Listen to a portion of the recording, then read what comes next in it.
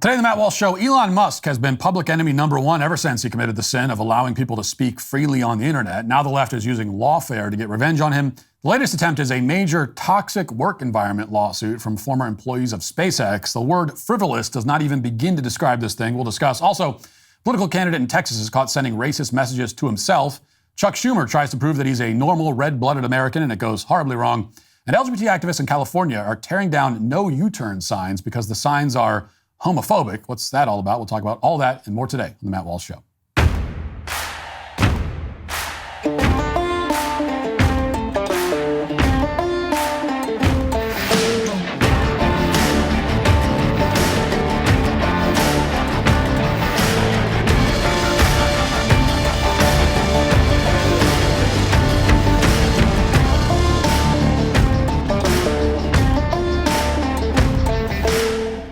For years, people have been switching their wireless service to Pure Talk to save money. $20 a month for unlimited talk, text, and tons of data is a no-brainer. But over the last few weeks, Pure Talk has reported a surge of new customers signing up to help them support a charity that is near and dear to their hearts, America's Warrior Partnership. Many of my own listeners have chosen to step away from Verizon, AT&T, and T-Mobile to switch to Pure Talk and help this great charity.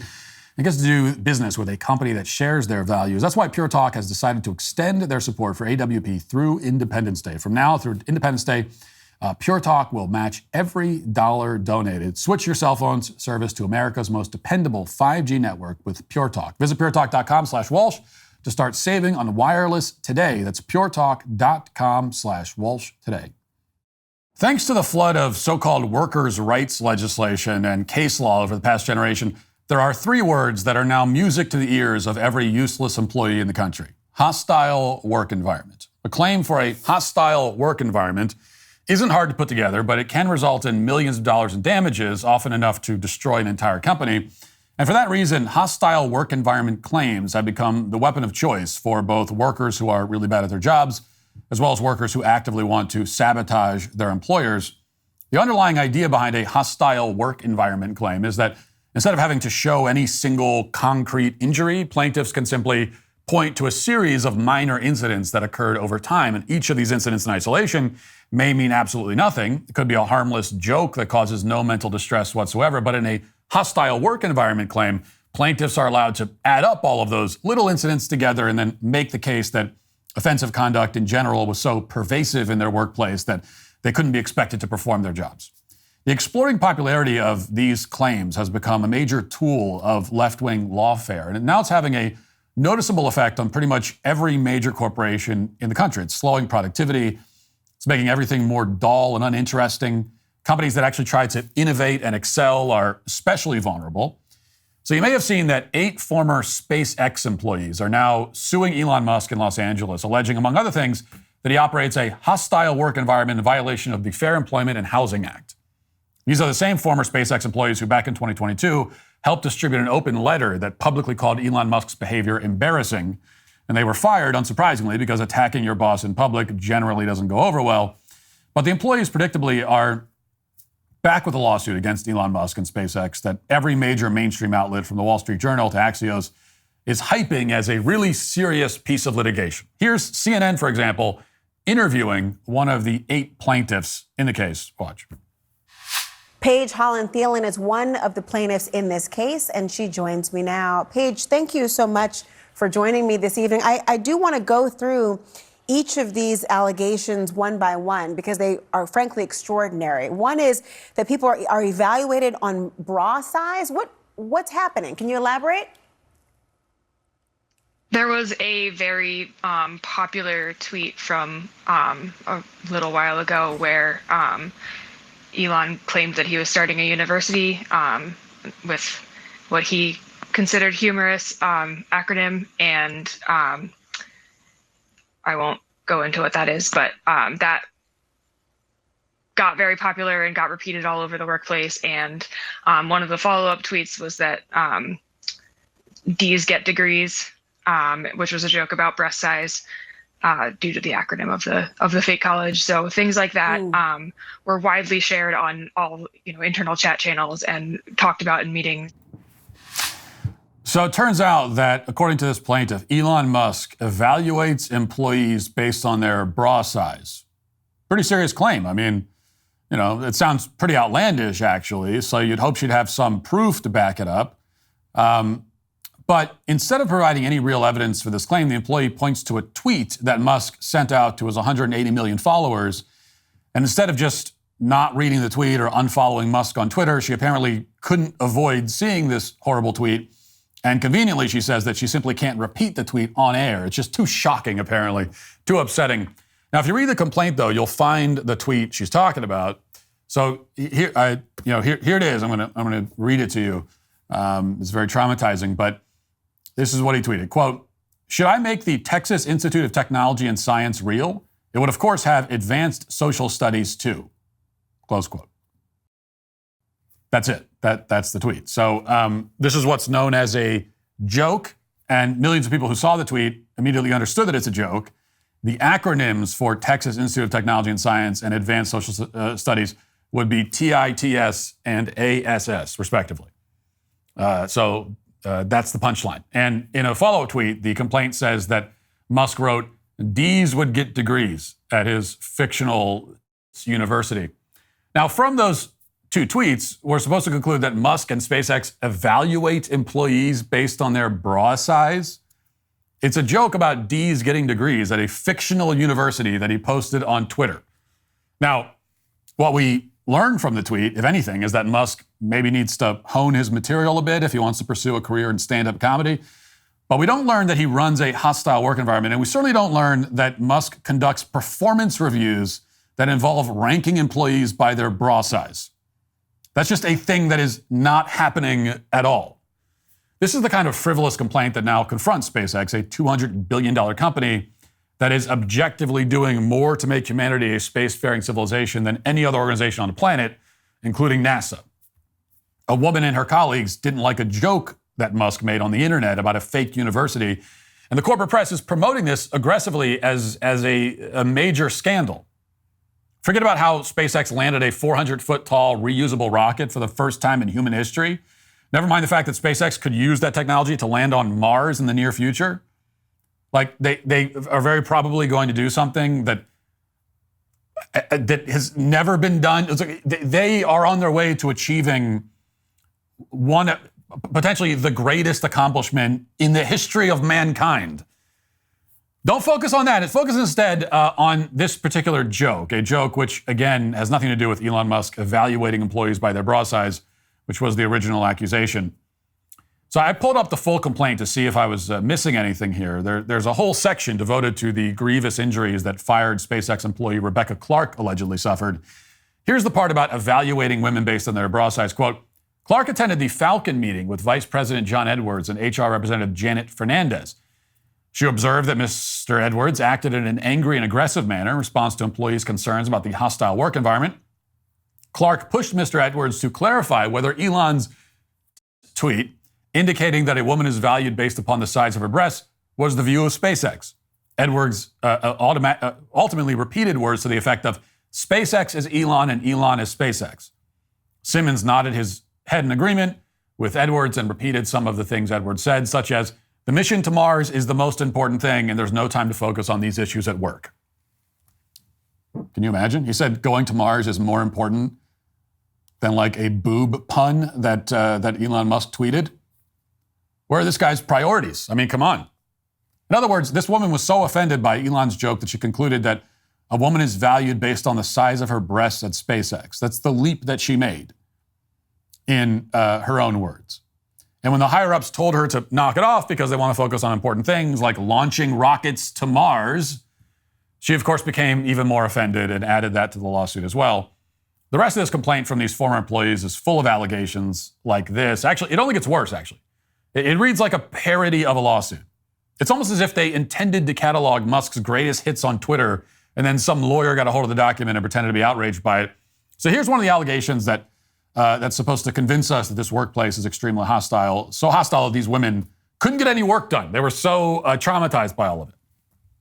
The complaint states that Elon Musk is guilty of, quote, "mocking Bill Gates by creating a meme of him with a pregnant-looking belly, accompanied by the text, 'in case you need to lose a boner fast.'" So that's right. Elon Musk on his public Twitter account made fun of Bill Gates, a billionaire who does not work at SpaceX, It's a joke that millions of people thought was funny based on their documented reactions on the internet. And it is pretty funny. And this is supposedly evidence that Musk created a hostile work environment at SpaceX and presumably every other workplace on the planet where this tweet was ever viewed. In case you missed Musk's tweet, it's from April 2022. Here it is.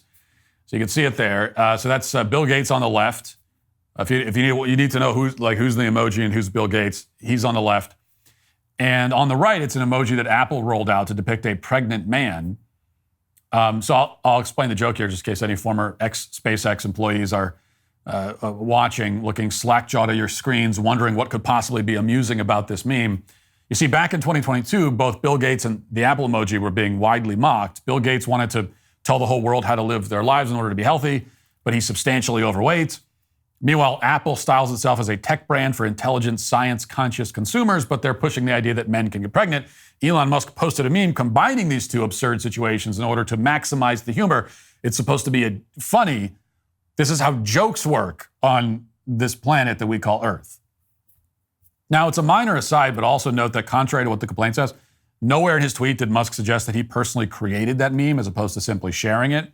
Nor is it clear why they're saying in the complaint that Gates' belly is pregnant looking. I mean, isn't that offensive to pregnant looking women employed by SpaceX? They're being compared to an overweight, unkempt photo of Bill Gates. That's an outrage. Maybe someone should sue these employees. By complaining about Bill Gates and the pregnant man emoji, they're clearly creating a hostile work environment for birthing folks. But that lawsuit won't happen, and it's not a great mystery as to why it won't happen. Musk committed the sin of permitting freedom of speech on the internet, so he's the target. It seems that everybody from the DOJ to disgruntled SpaceX employees now want to bring him down by any means necessary. What's more interesting about this case, though, is that it highlights the increased use of lawfare to enforce woke left-wing gender ideology. Gender ideology is so unscientific and so arbitrary that it can't withstand any form of scrutiny whatsoever. It certainly can't withstand mockery. Proponents of gender ideology understand that very well. So in order to ensure that this incoherent ideology survives, they know that it's vital to enact blasphemy laws, essentially. Parody and criticism aren't allowed. That's pretty much what they're doing here. Read further in the complaint, and that becomes very obvious. For instance, here's another allegation in the complaint. According to the complaint, he, quote, tweeted, "Pronouns suck." Now, the tweet could be more specific. In fact, pronouns don't suck. Pronouns didn't do anything wrong. Like, let's not blame this on the pronouns. What sucks is the idea that people get to choose their own pronouns. It's like the pronouns themselves there's nothing wrong with them. It's how they're being used. And that's obviously what Elon Musk was referring to. Now, if a pronoun wants to sue him for slander, maybe it would have a case, but an employee citing it in a lawsuit is a joke. It's an unintentional joke, unlike the jokes that they're suing over. In fact, not only does this complaint seek to ban criticism or mockery of gender ideology, it also seeks to outlaw criticism or mockery of the tactics that these zealots are using to enforce their ideology. Quoting again from the complaint against Musk, quote, "In response to news about a sexual harassment charge against him, Musk posted, 'Finally, we get to use Elon Gate as a scandal name. It's kind of perfect.'" Now you can practically see these former SpaceX employees with their arms crossed in their lawyer's office, explaining how offended they were by all this. Not only was Musk making jokes that they didn't like, he was also mocking their attempts to slander him. How dare he? Indeed, Musk was even mocking some of their favorite buzzwords, and they can't stand that. That's why the lawsuit also faults Musk for posting this meme. This is another meme cited in a lawsuit. It reads, "Ladies, mansplaining is short for man explaining." You see, the joke is that he's mansplaining the definition of mansplaining. This apparently contributes to a hostile work environment somehow, which forces me to mansplain to the people filing the lawsuit that making fun of mansplaining does not make your work environment hostile. But the lawsuit doesn't stop there. It also faults Musk for thinking that Monty Python is funny. Quoting again, Musk posted a photo from Monty Python with the subtitle, "Biggest Dickus." Yes, he posted a photo from a Monty Python movie. That's not allowed anymore. Quoting The Life of Brian creates a hostile work environment. So this is obviously a demented lawsuit. It's a complete waste of time, and I'm not cherry picking here. The whole thing is this bad. For example, here are some allegations by former employee Claire Mallon. See if you can spot the problem here. Quote, "Mallon also faced gender discrimination at work. In her 2018 performance evaluation, her manager criticized her for for being too coarse/straightforward. In her 2019 evaluation, Mallon was told to absorb feedback cheerfully. This was a double standard applied to Mallon because of her gender, as Miss Mallon never observed men criticized for being straightforward or for not taking feedback cheerfully enough. In other words, this woman received negative feedback, and she didn't personally see men being criticized in the same way. Therefore, it must never have happened, because obviously nothing ever happens at SpaceX unless Claire Mallon sees it herself. Now, you might point out that performance reviews are conducted privately, so Mallon couldn't possibly have any idea what anyone else has ever been told in their review. But if you say that, you're mansplaining, and now you have victimized poor Miss Mallon a second time. Another ex-employee, Paige Holland-Thielen, who we heard from earlier, makes the same non-argument. According to the complaint, Holland-Thielen, quote, expressed frustration about being routinely assigned rotations on the support or operations team within ground software instead of development roles. Lead Kyle Husford gave her the feedback that she was too aggressive. This was a double standard because of Holland-Thielen's gender. She never observed men being criticized for being too aggressive. Again, if she didn't see it, it didn't happen. That's the idea. No man has ever been criticized for aggressiveness. Did you know that? Doesn't happen. Never happens. Because this woman didn't see it. If a tree falls in the forest and Paige Holland-Thielen isn't there to hear it, did it make a sound? No, of course not. In fact, the tree doesn't even exist if Paige didn't see it. Now, I'll admit that I'm not a lawyer, nor am I up to date on the finer points of California labor laws, but after reading this complaint, I can make a few determinations with a fair degree of confidence. First of all, hostile work environment claims are completely out of control. The law that permits these kinds of claims obviously needs to be reworked or abolished. It's simply too easy to collect a bunch of jokes together and claim to be offended by them and then file a multi-million-dollar lawsuit, especially in a left-wing jurisdiction like Los Angeles. Humor is not illegal in this country. Criticizing pronouns and trans ideology is not illegal either. But through lawsuits like this, humor and other normal workplace interactions are effectively being outlawed. On its website, the Equal Opportunity Employment Commission explicitly states that offensive jokes can indeed constitute violations of the law. So whenever Biden's administration is out of office, some changes need to be made there because this has obviously gone too far. That's what why we've seen this form of lawfare repeatedly in recent years. Just a few years ago, or rather just a year ago, there was that lawsuit filed by a Fox producer, Abby Grossberg, against Tucker Carlson and Fox News. Grossberg's complaint was full of jokes that she heard in the office, which she claimed that she found offensive.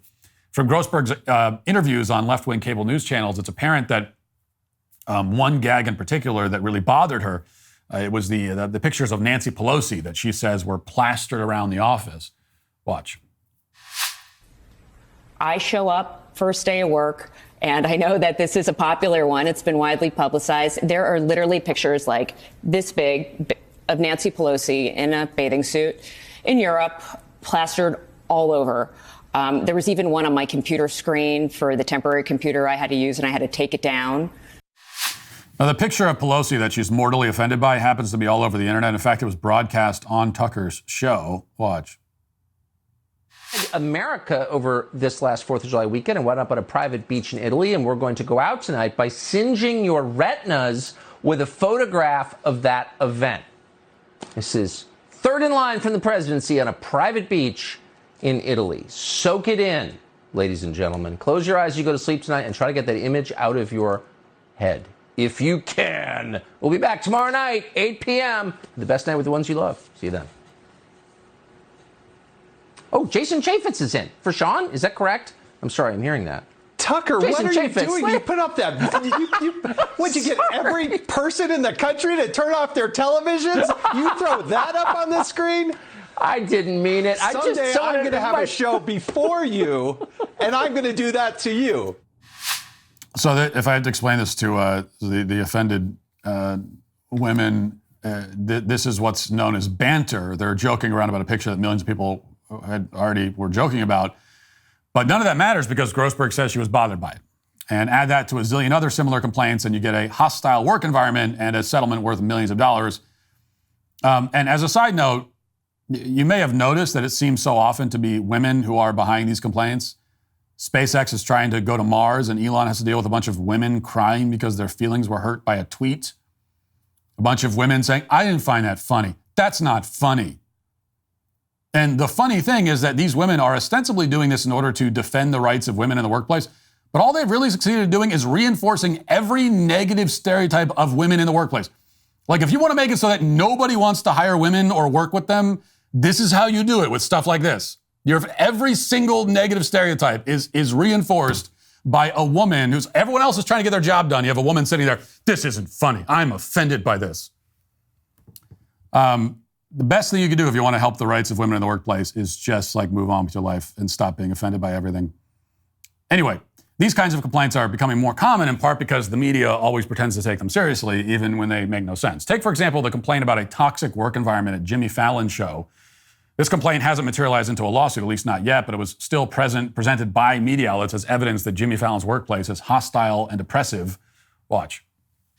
I'm very lucky I have The Tonight Show. They were kind of walking around on eggshells. It's a great show. It's super fun. It's loose.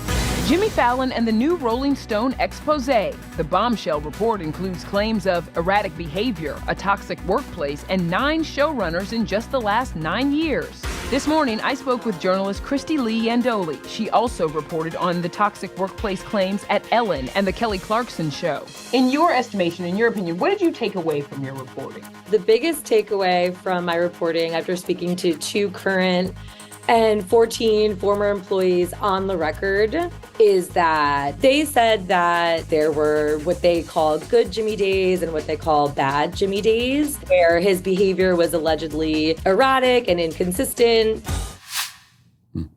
Now, not that this really needs to be said, but a boss having good days and bad days does not make the workplace hostile or toxic. That's what, it's because they're human beings, and that's the way it's going to be until bosses are replaced by robots. And I don't think that kind of workplace, when it happens, is going to be any less hostile, I can tell you. So there shouldn't even be a news story at all, but here the media is trying to sell these claims as proof that Fallon's show is dysfunctional or toxic. So Fallon had to grovel and apologize. And as you heard in that clip, there are many similar claims about many other shows. This is one of the main reasons that corporations are all producing homogenous, uninteresting products now. It's why comedy is dead. It's why film, television, and video game companies are shoving diversity casting down our throats, along with social justice plot lines. Any corporation that so much as makes a joke that a woman finds offensive could end up facing a multi-million-dollar lawsuit. The clear incentive is to be dull, unoriginal, and uninteresting. This is how destructive lawfare can be. It's not just about jailing your preferred presidential candidate. It's also a cancer on every other aspect of society. That's why this is happening all over the place, not just Fox or SpaceX. Ask Activision, Blizzard, or Amazon, or Tesla, or McDonald's, or Blue Origin, or Google, or any number of other companies that have allegedly hosted a toxic or hostile workplace. If you have a large enough company or organization, you're going to eventually hire left-wing activists and useless people, and then you're going to get these claims. That's why even Jimmy Fallon is getting them. Nobody is immune because none of the factual details really matter when there's a hostile work environment claim to be made. The only thing that's important is for one person to say that she's offended by things that no sane person would actually be offended by, and the lawyers will just sort of take it from there. If you own a business, you should be doing everything you can to ensure you're not hiring employees who will end up trying this dishonest tactic against you. You have no other option, really. In the meantime, if we want more companies like SpaceX, companies that take risks, actually accomplish things, then the law needs to change. And this lawsuit, and every lawsuit like it, cannot be allowed to continue. Have you heard of Roe Sparks? This dual-action prescription merges the powerhouse ingredients found in generic Viagra and Cialis, sildenafil and tadalafil, into one formidable treatment. But it's not merely about the ingredients in the medication, it's how you're taking it. That's why Roe Sparks are designed to dissolve under your tongue. That's huge because dissolvable treatment hits your bloodstream faster than old-school pills. Roe Sparks keeps you present with your partner instead of waiting for a pill to work. Roe Sparks leverages the benefits of sublingual administration, meaning the tablet dissolves under your tongue. This method allows for fast absorption directly into the bloodstream, bypassing the digestive system. The result, quicker onset of action, reducing the wait time typically associated with traditional pills. Plus, tadalafil, the active ingredient in Cialis, lasts in the system for up to 36 hours. For treatment that works fast and lasts long, connect with a provider at ro.co/Walsh to find out if Roe Sparks are right for you. ro.co/Walsh. Again, that's ro.co/Walsh. Compounded drugs are permitted to be prescribed under federal law, but are not FDA approved and do not undergo FDA safety, effectiveness, or manufacturer review. Only available if prescribed after an online consultation with a provider. Let's get to our 5 headlines.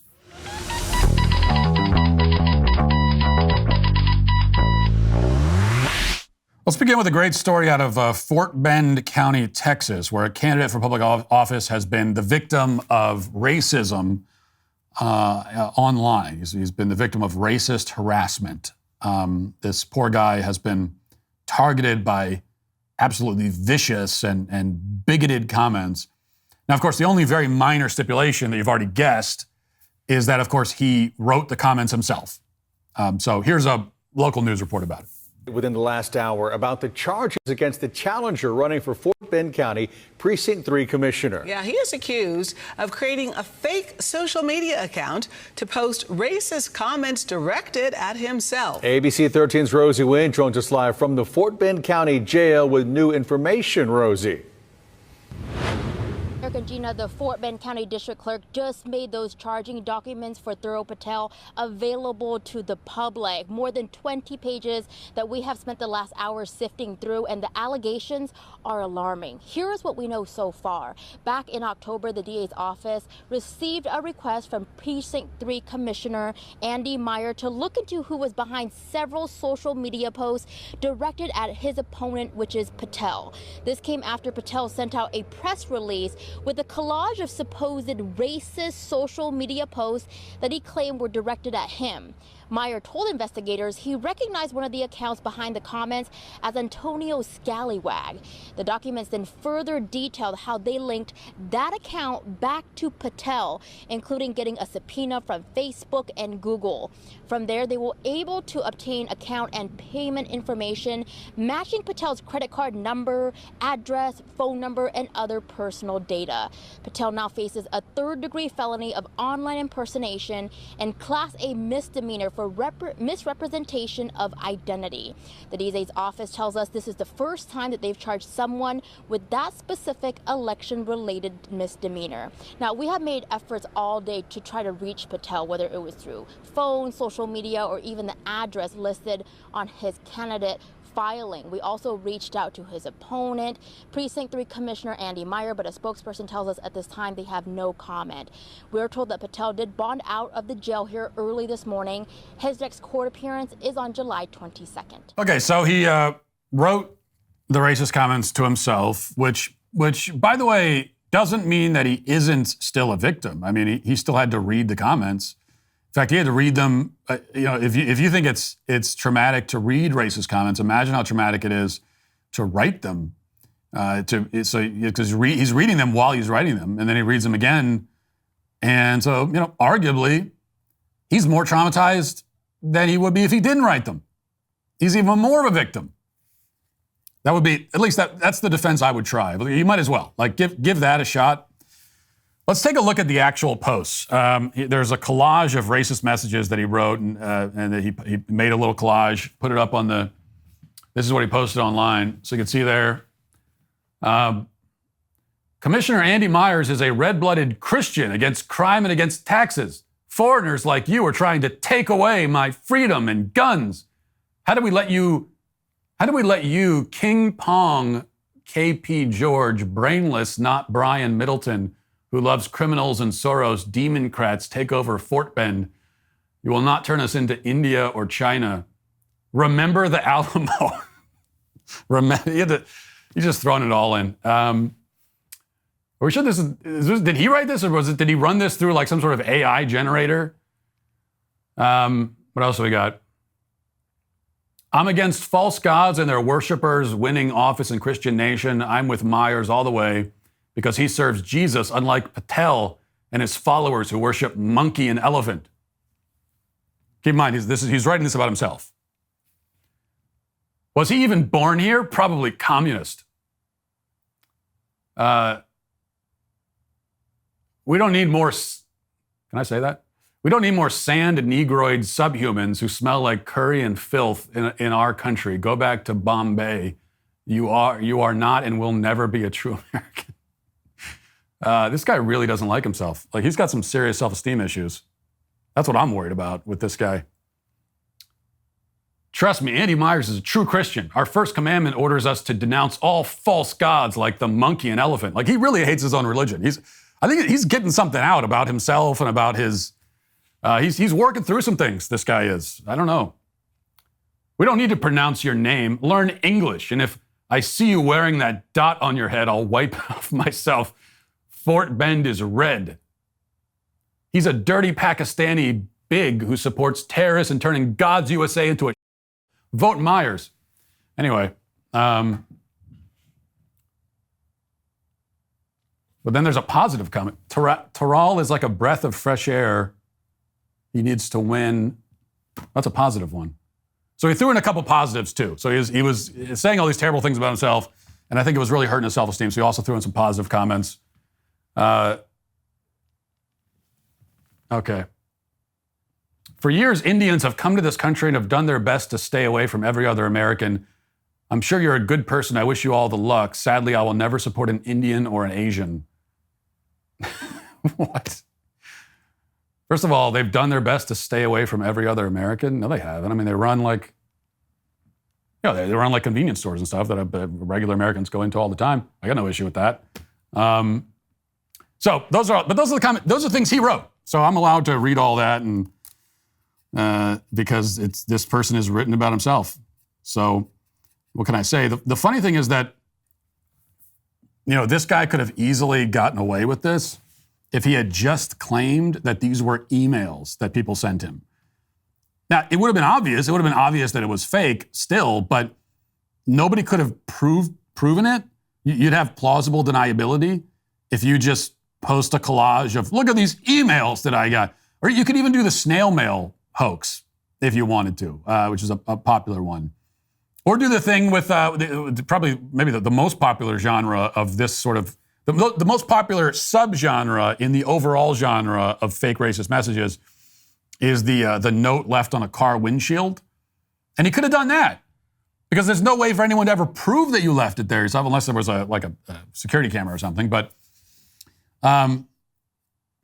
he did it in a way where it could be proven. Like this moron set up dummy social media accounts that can easily be proven to be dummy social media accounts. And apparently these accounts linked back to his own phone number. So he made up fake accounts with his phone number and then posted all these messages.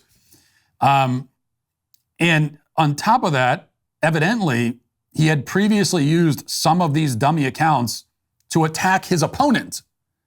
And then he got this idea to do the fake racist messages, and he didn't want to bother to make new accounts. So instead, he just used the ones that he'd already used and said, who's going to notice? It will never cease to amaze me. It never ceased to amaze me that not only that these people keep faking hate crimes, but that they're so bad at it.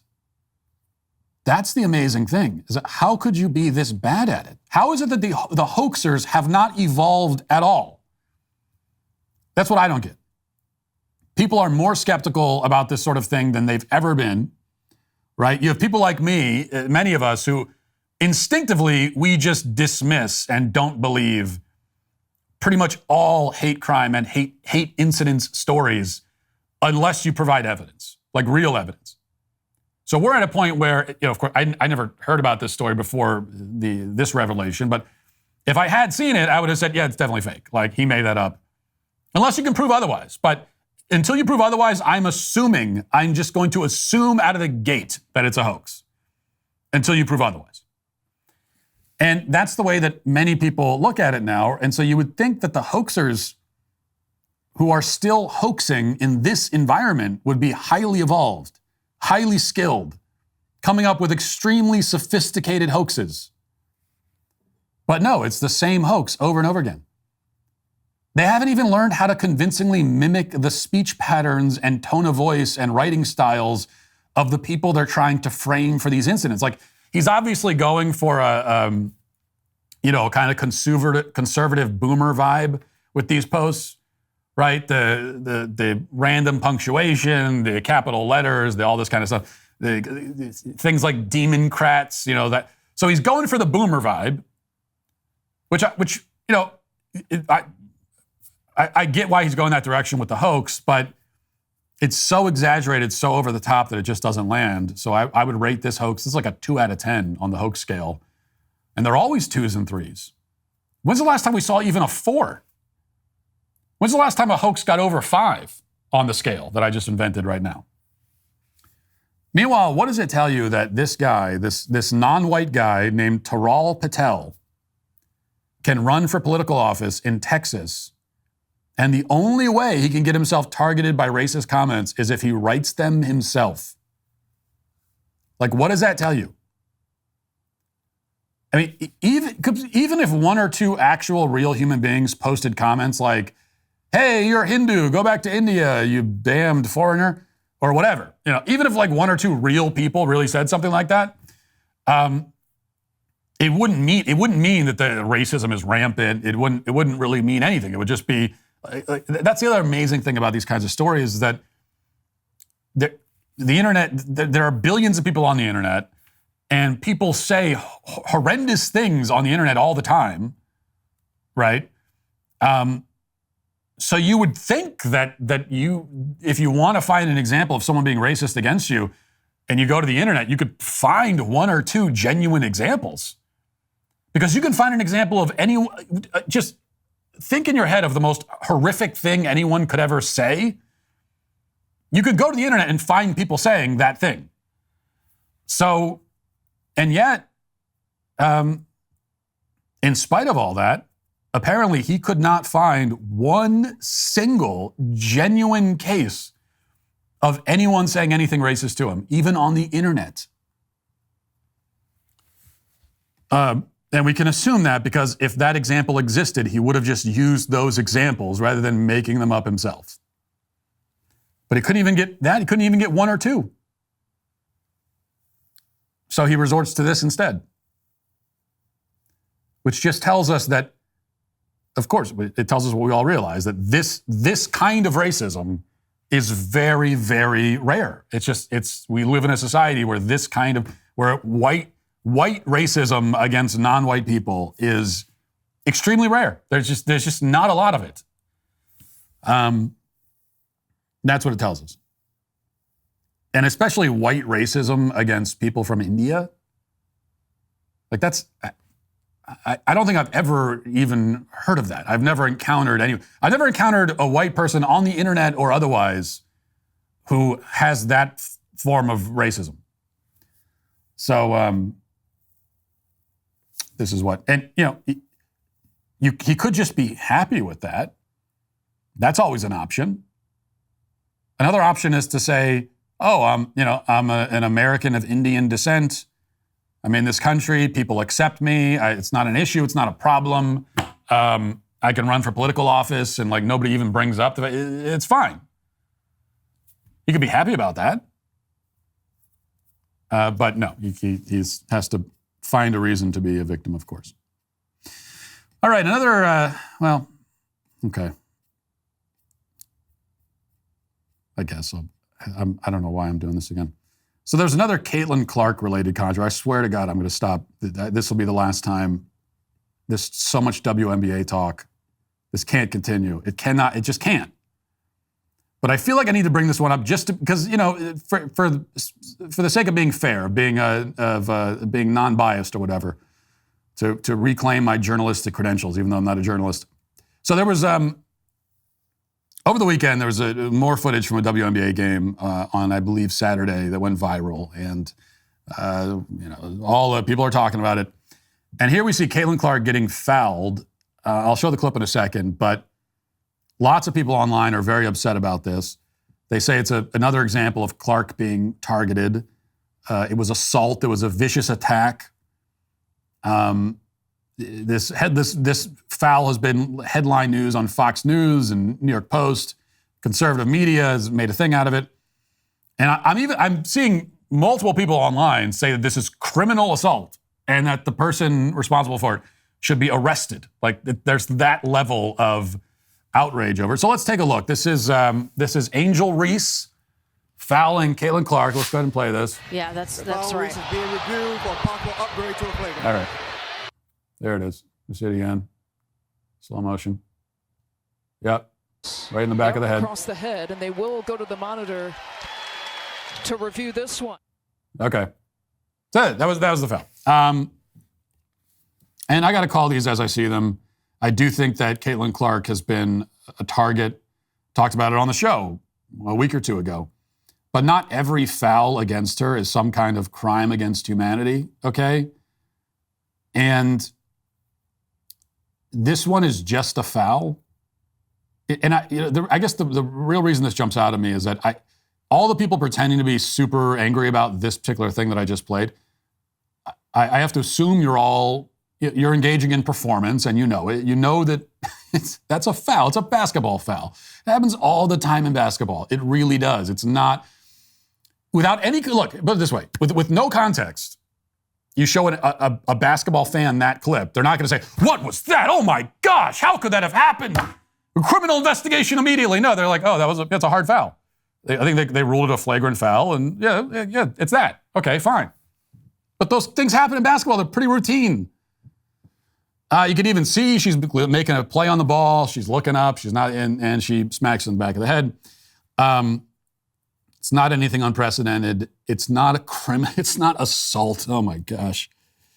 And yet this foul, this pretty standard basketball foul, has been the subject of analysis and outrage and claims of assault and everything else. Again, I do think that Caitlyn Clark has been the target of anti-white racism. We talked about that. I do think some of the other players don't like her because she's white. That's obvious enough. Not every foul against her is now suddenly a scandal. And I cannot endure, I have to be on social media for my job, so I have to see this stuff. I can't endure a whole how long is the WNBA season? I don't even know. I thought it was like 2 weeks, but it's been 2 weeks since it started. I think it started recently. And is it months? Dear God, is it months long? Does this go on for months? We have to deal with this. Is this going to be a weekly thing for months? There's a new Caitlyn Clark. Look, she got fat. We can't do it. We just can't. We can't do that. And there has to be, it's possible to call out the anti-white racism, which is important, to call things, the double standards, you call all that out, as I have.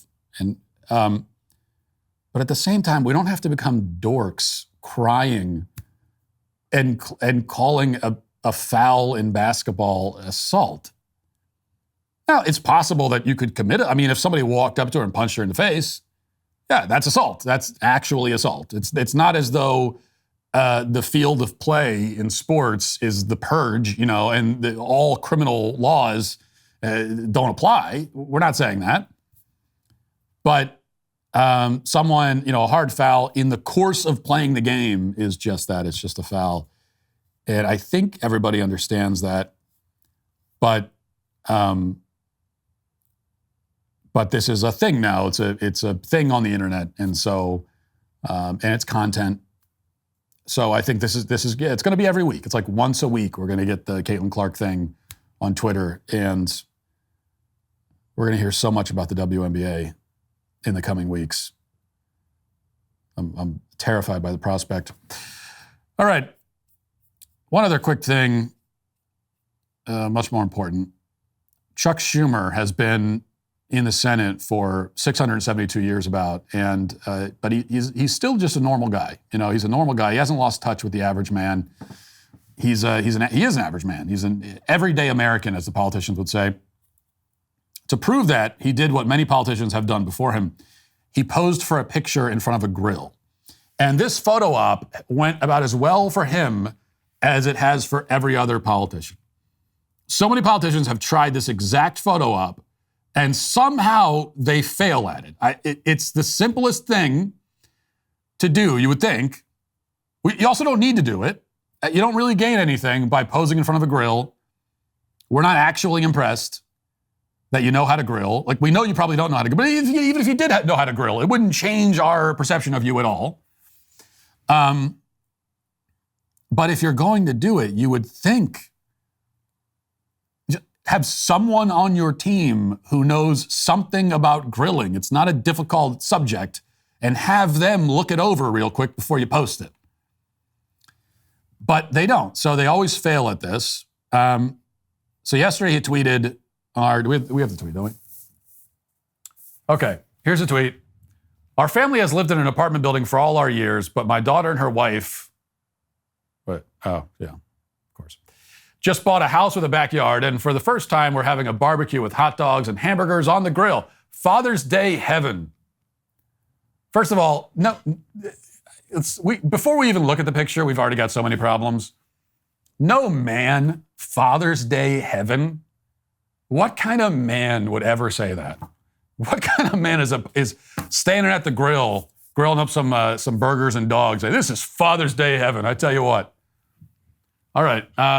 So how many problems do we have in this picture? Let's, we gotta have to narrow it down because the whole thing, leaving the creepy expression out, he looks like he looks villainous somehow. He looks like what are those hamburgers made of? Is that human flesh? I mean, he looks like he's doing something evil with that grin, but we'll leave all that stuff out. And even the burgers themselves, I don't know what color, like those look like they've been sitting in the fridge for 3.5 weeks. Don't eat those burgers. That is not what ground beef is supposed to look like. It's not supposed to be gray. What is it, like brownish gray? It should have like a reddish tint to it. So don't eat those. Those things, those have been sitting in his fridge since he first got into the Senate 672 years ago. Anyway, but we won't even talk about that. So there's like 4 big problems here. The first problem is that only one burner is on.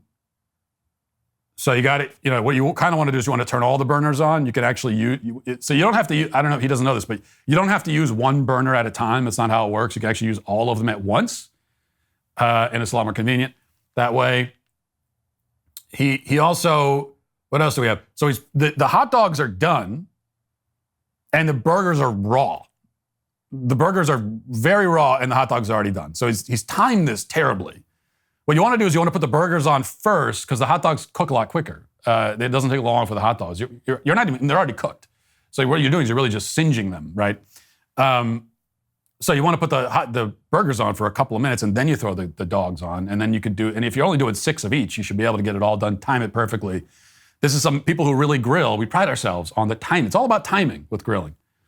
So that's a problem. The burger's raw. He's already flipping it. Like, what are you flipping it for? It's not cooked at all. So he looked down at that and said, well, that one's done on that side, flipped it over. But then the biggest problem of all is the burgers are raw and he's got cheese on it already. He put cheese on a raw hamburger patty. Even if, look, I know he said he's lived in an apartment all his life, really explains a lot. He's never had a backyard, again, really explains a lot. I actually think to be a man at his age and to have never had a yard at all, like that does, it warps your mind. It does something to your brain. I really believe that. To live in a city apartments your whole life, it has this warping effect on the human soul, I believe. So, and you could say, well, he's admitting that. So let's not be too hard on him. He's kind of admits in the thing that this is the first time he's grilled. So fine, but even if it's the first time you've ever done it, maybe you don't know how to turn the burners on, maybe you don't have the timing down perfectly, we can understand all that, but even then, wouldn't you know not to put the cheese on a raw hamburger patty? What's the plan here? When you flip that burger over, the cheese is gonna land on the grate and just gonna get stuck to the grate? Like, what do you think's gonna happen? You think you grill the cheese too? Have you ever had a cheeseburger? Even if you've had one, you should know this is not how it's done. It's infuriating. It really is. Anyway. So that's 4 strikes against him, and he will now be, according to the law, deported for this. Are you still struggling with back taxes or unfiled returns? This year, the IRS is escalating collections by adding 20,000 new agents and sending millions of demands letters. Now that tax season is over, collection season has begun. Handling this alone could be a huge mistake and cost you thousands of dollars. In these challenging times, your best offense is with Tax Network USA. Upon signing up, Tax Network USA will immediately contact the IRS to secure a protection order, ensuring that excessive collection activities and aggressive activities such as garnishments, levies, or property seizures are halted, providing you with peace of mind and financial security. If you haven't filed in a while, need amended returns, or are missing records, Tax Network USA's expert tax preparers will update all of your filings, eliminating the risk of IRS enforcement. Tax Network USA will evaluate your financials and create a settlement strategy to reduce or eliminate your tax debt, putting it behind you for good. Don't wait any longer and call my friends at Tax Network USA today. For a complimentary consultation, call 1-800-245-6000 or visit tnusa.com/Walsh. That's 1-800-245-6000 or visit tnusa.com/Walsh today. If you haven't heard, Jeremy Boring announced an exciting partnership with Angel Studios and Daily Wire Plus to bring you a brand new film called Sound of Hope, the story of Possum Trot. It's coming to theaters this July 4th. Last year, Angel Studios' movie Sound of Freedom made a profound impact by shining a powerful light on the child trafficking crisis. Now Angel Studios is back, continuing their fight for kids, and Daily Wire is joining with them. Sound of Hope is the true story of 22 families from a rural church who adopted 77 kids from the foster system, sparking a movement to save vulnerable children everywhere. We have a trailer for you guys so you can get a feel for what this movie is all about. Take a look. Are you sure these people want us? I know they do. You can call me Mama. It's hard to feel like I'm the only one who sees these things. 70% of the kids in the system are there because of neglect. The other 30% are put through hell. We need your help. Can you imagine our kids on their own? We can't just look away. The state ain't no family.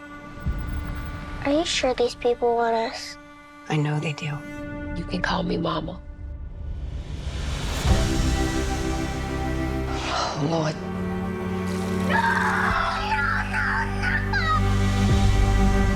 If we can't wrap our arms around the most vulnerable, then what do we have? Noise! And the children can't take the noise anymore. This is something that we must do.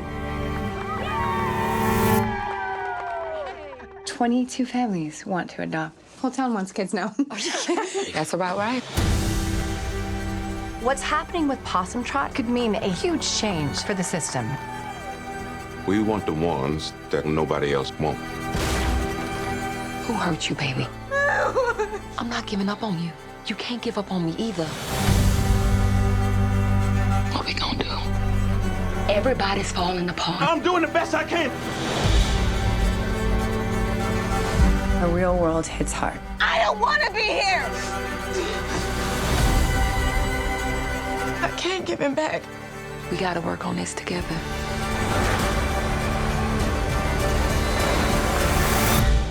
We your people now. And love never gives up.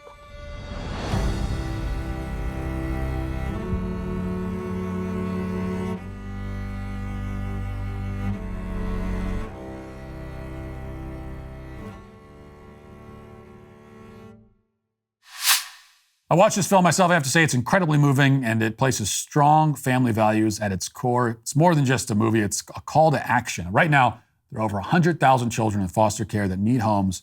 They need our help. Raising awareness is how you can help today. The best way to do that is by seeing Sound of Hope in theaters. It's exactly how we start a movement to change culture. Sound of Hope is coming to theaters July 4th, and tickets are on sale right now. So you got to get them, and you can get showtimes at angel.com/Matt. Now let's get to our daily cancellation.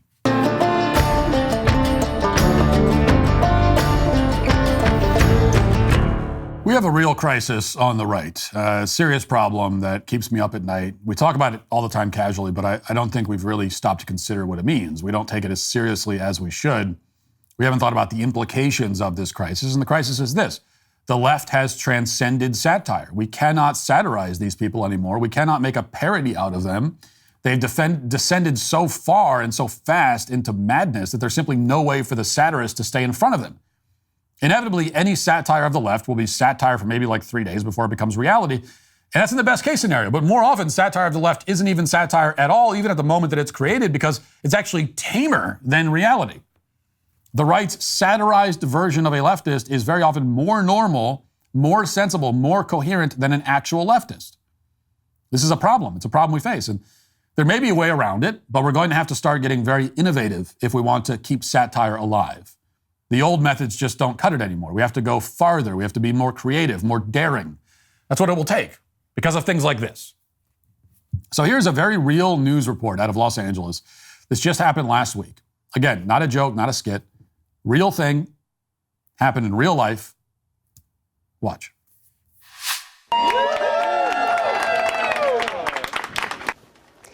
LA City Council members Hugo Soto Martinez and Nithya Raman were on hand today to help remove the signs. They say the no cruising and no U-turn signs were put up in the 1990s to prevent people in the gay community from meeting up with other gay people.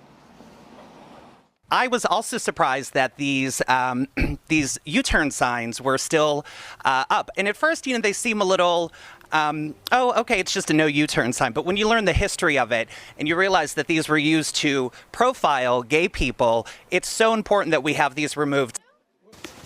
The LA City Council members say the signs were put up after the gay community began to grow and because there was a gay bar in that area. So there you have it. A crowd of people came together to remove no U-turn signs because no U-turn signs are homophobic. That's where we are now. No U-turn signs are bigoted against the gay community. And topping it all off, the city council member who led this rally goes by the name, again, not making it up, goes by the name Maybe a Girl. Council member Maybe a Girl is leading the charge and finally sparking the long-needed conversation about the homophobic legacy of traffic enforcement. But why are no U-turn signs homophobic? And if we're looking for anti-gay implications in traffic signs, why start with U-turns? Some people have speculated that there might be some homophobia in, for instance, exit-only signs. Now, that's not a gay joke on my part, to be clear to the YouTube censors. I would never engage in such things. In fact, I find it frankly objectionable. I read those comments saying exit-only is a... And I said, that's objectionable. I object to it. In fact, I said that out loud to myself. I really did. I'm only telling you what other people have said. But and maybe they have a point. Like, why wouldn't you start with that? But they haven't started with those signs. Instead, it's the U-turn signs. Why? Well, council member Maybe a Girl explained in a very long video, which we will, try to cut around to get to the point of, here's the history lesson. Here it is. No U-turn signs are homophobic in Silver Lake. And here's why. So in 1997, let's fast forward a little bit, almost 10 years later, LA Times puts out another article detailing how neighbors on Griffith Park Boulevard are fed up with gay men cruising in the area for gay sex. And so signs were installed, no cruising signs and no U-turn signs between 12 a.m. and 6 a.m. Okay, never mind. I actually don't care that much. I had the same question everyone did. Like, what is this even coming from? And then this person posted, it's like a 5-minute video. And you get 2 minutes in. It's like, I don't care that much anymore. Never mind. It doesn't matter. It really doesn't. Maybe a Girl apparently went to school and majored in the study of homophobic street signs. We're getting an explanation that stretches back like 900 years. I felt like I was watching a Putin interview, except with a lot more cross-dressing, of course. This is one of the many problems with the LGBT left. On top of the fact that they're wrong about everything, and their fundamental worldview is hopelessly confused and incoherent. On top of all that, they also spend their time learning the most useless possible information. I guarantee that Maybe a Girl or any of the other people involved in this decision could not pass a second-grade level American history test, and yet they could deliver a 10,000-word dissertation on the history of gay cruising in Los Angeles County. Like, they couldn't tell you who wrote the Declaration of Independence, but they can point to any random inanimate object and explain why it's actually a monument to homophobia. And in spite of their extensive knowledge of these utterly pointless subjects, they're still wrong even about those subjects, according to the explanation we just heard, if you didn't fall asleep in the middle of it. What you take from that is that they put the signs up in order to stop gay cruising in the 90s. Gay cruising, as we saw in the newspaper clip that was briefly flashed on the screen, means that gay men were going out and looking for other men to have sex with in public. The news article mentioned 2 men caught having sex in a stairwell. So if the no U-turn signs were connected to the effort to stop this kind of public lewdness, it must be because it was somehow effective in preventing gay men from cruising around on the street looking for sex. So if these signs had anything to do with the gay community, quote unquote, and that's a big if, it's because they were behaving inappropriately in public, and the sign somehow helped to get that problem under control. Yet I'm not exactly sure how the U-turn, I don't know, you had a gay man that was driving down the street, and then he saw on the other side of the street another gay man who he thought, oh, maybe I could have sex with that guy, and then he just cuts a Yui real quick to go, is that what was happening? And that was why they had, I don't know. I'm not sure. There's only so much I want to know here. I already know a lot more than I want to. But this is how self-absorbed and oblivious these activists are. If the no U-turn signs are connected to them in any way, that should be a source of embarrassment. It's only because they kept having sex in public and other people in the community didn't want to be forced to witness it. Rather reasonably, I would say. So the true history of these signs, if that is the true history, should be something that these people don't want discussed. They should be ashamed of it. They should just treat the signs like normal signs and go on with their lives. Instead, they go out of their way to remind everyone that the county had to put up new traffic signs to stop them from treating public roads like gay brothels. This, again, is a subject they have brought up. You know, conservatives have generally responded to this story by saying, well, that's ridiculous. U-turn signs have nothing to do with gay people, which is an understandable reaction. But the truth is something even more absurd. Actually, these signs really might have something to do with the behavior of some gay people in that community, behavior that is objectionable and that the city was right to crack down on. But rather than LGBT activists having any shame that they had to come up with new traffic rules just to stop all the public sex that was happening, instead the activists are calling attention to it themselves. That's what happens when you have no capacity for shame. And that is ultimately why these activists are today canceled. That'll do it for the show today. Thanks for watching. Thanks for listening. Talk to you tomorrow. Godspeed.